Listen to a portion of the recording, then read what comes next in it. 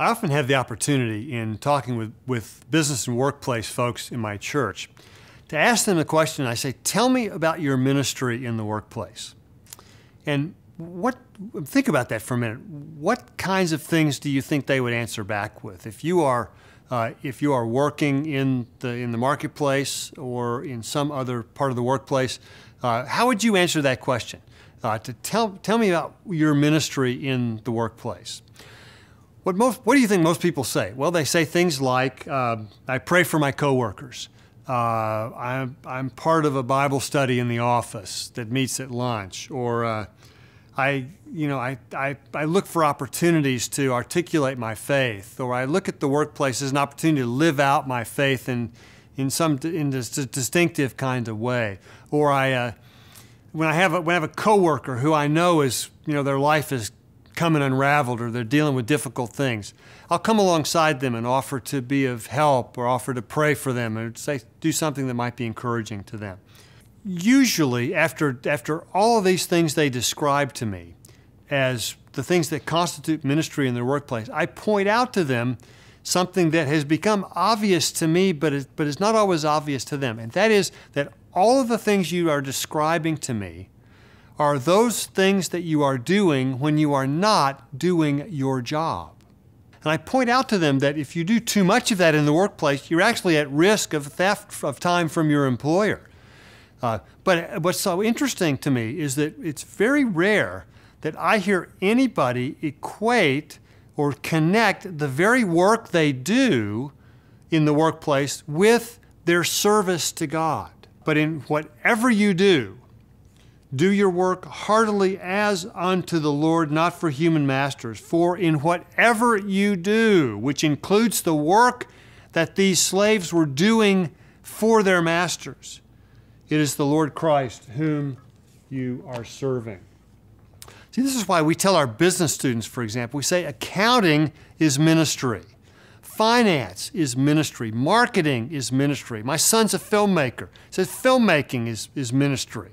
I've got another son who's in the music business. He says making good music is a form of service to God.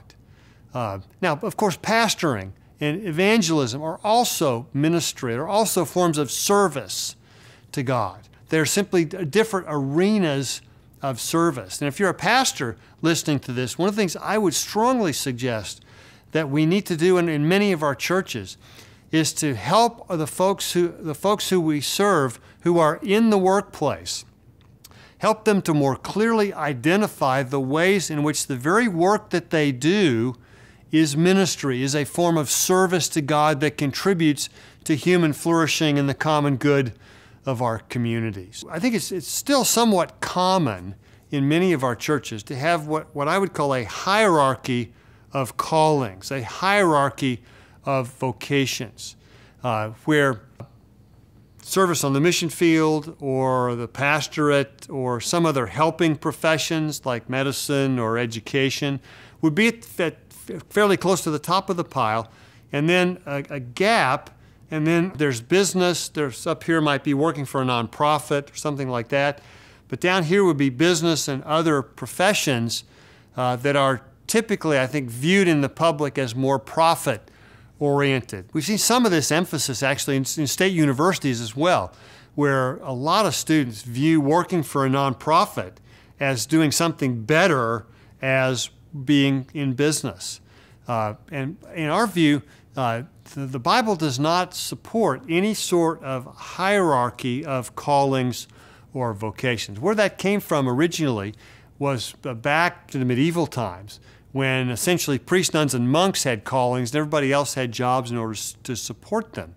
And by being cloistered in a monastery, you were actually considered closer and in a better position to earn your own salvation. But the Reformers actually, with their view of justification by faith alone, drove a stake into the heart of that view.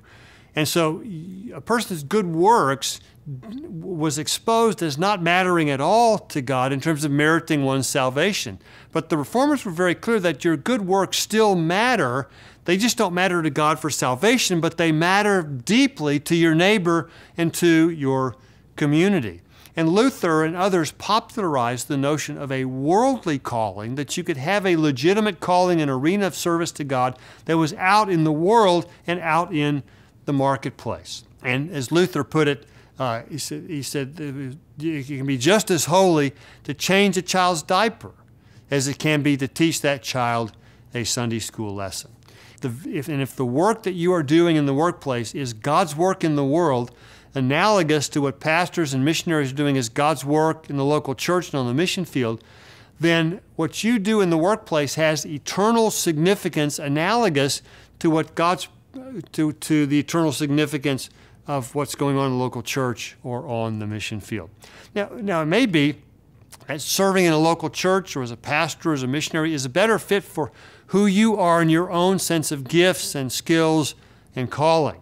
But that's not to say that it is just objectively and automatically better for someone to leave what they're doing in business and do, quote, full-time ministry. Notice the air quotes around that. Because anytime any of my students, my seminary students, use the term full-time ministry to describe the pastorate, I make sure to call them on that and to remind them that all believers are in full-time service to the King, and they enter that at the moment they come to faith. See, this is so important, I think, that we get this right, that the very work you do matters to God and has eternal significance as it serves Him and serves our communities and contributes to human flourishing. Some dear friends of mine told me a story that illustrates how they got this right. They were returning from an overseas vacation, and on their way off the jetway coming home, my friend, his wife, actually collapsed, blacked out, unconscious, still breathing, but completely unconscious.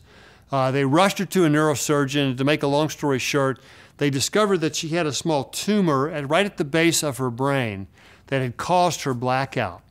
And through a brand new technology at the time known as a gamma knife, they excised the tumor that same day in outpatient surgery. She went home that same day, and to my knowledge is just fine today. My friend, her husband, was marveling at all of the occupations that had to come together to facilitate his wife's healing.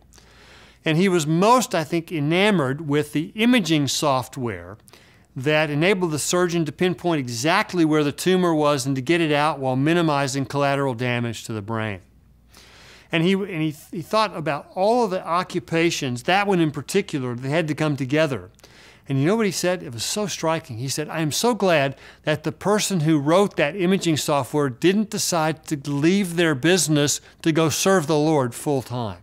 And he got it right. He said, because that person, assuming they're a follower of Jesus, was in full-time service to the King by writing that imaging software that facilitated an incredible act of healing for my friend's wife.